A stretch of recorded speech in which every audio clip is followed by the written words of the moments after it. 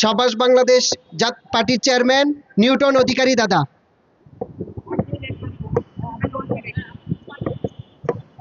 আজকের সনাতন জাগরণী মানববন্ধনের সম্মানিত সভাপতি অ্যাডভোকেট সুমন রায়, মানববন্ধনে উপস্থিত আছেন বাংলাদেশ জাতীয় হিন্দু মহাজোটের মহাসচিব পলাশ কান্তি দে এবং অন্যান্য নেতৃবৃন্দ, সংগ্রামী সাথী ও বন্ধুগণ।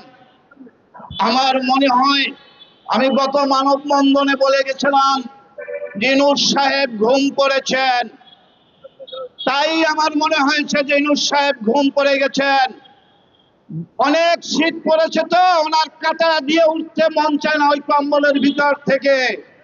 ইনুস সাহেব তফসিল ঘোষণার পরই শহীদ হাদি হত্যা হয়েছে, তারপরে দীপু হত্যা, তারপরে এক সপ্তাহের ভিতরে আরো 8 থেকে 9 জন হিন্দু হত্যা হয়েছে।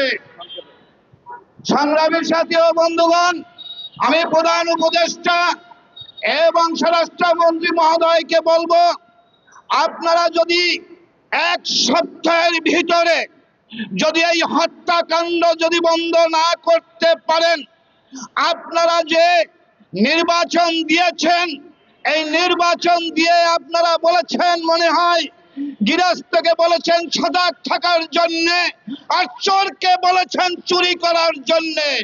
সংগ্রামী সাথী ও বন্ধুগণ, প্রধান উপদেষ্টা মহোদয় আপনি শুনে রাখুন, ওই শাহবাগে যে ভাইরা আন্দোলন করতেছে তারা যে ভাষায় স্লোগান দিচ্ছে সেই ভাষায় আমরা স্লোগান দিতে জানি না, কিন্তু একটা জিনিস জানি, এক সপ্তাহের মধ্যে যদি আর হত্যা বন্ধ না হয় তাহলে কিন্তু ছিঁড়ে বিড়ে ফেলাবো।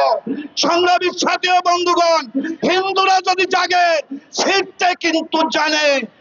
প্রধান উপদেষ্টা মহোদয়, দীপু হত্যার মূল আসামি প্রধান উপদেষ্টা, ভালো করে শুনুন। স্বরাষ্ট্রমন্ত্রী মহোদয় ভালো করে শুনুন, দীপু হত্যার প্রধান আসামি আপনার মসজিদের ইমাম। লজ্জা হয়, মসজিদের ইমাম ইয়াসিন আরাফাত তাকে গ্রেফতার করেছে যাত্রাবাড়ির থেকে।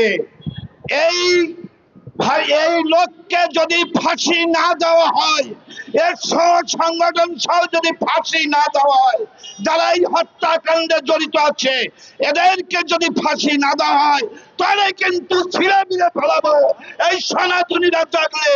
আর আপনি এক সপ্তাহের ভিতরে যদি আপনি এই হত্যাকাণ্ড যদি বন্ধ না করতে পারেন, আমরা কিন্তু এক সপ্তাহের পরে এই নির্বাচনে সকল সনাতনী মনে রাখবেন, আমরা কিন্তু সনাতনী এক, কোন ভোট কেন্দ্রে যাব না।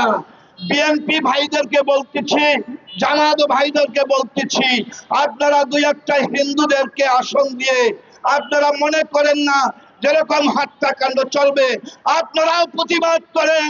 যদি আপনারা প্রতিবাদ না করেন আমরা কিন্তু ভোট বর্জন করে দিব। এদিক থেকে আপনারা সতর্ক থাকুন। আজকে সন্ধ্যা হয়ে গেছে, আমরা এখন মিছিলে যাবার অবস্থা আছে। আপনি এক সপ্তাহের মধ্যে প্রধান উপদেষ্টা আপনি হত্যাকাণ্ড বন্ধ করবেন, নতুবা কিন্তু আমরা দুর্বার আন্দোলন করে তুলব। সংগ্রামী সাথী বন্ধুগণ, এই বলে আমার বক্তব্য এখানে আমি শেষ করছি।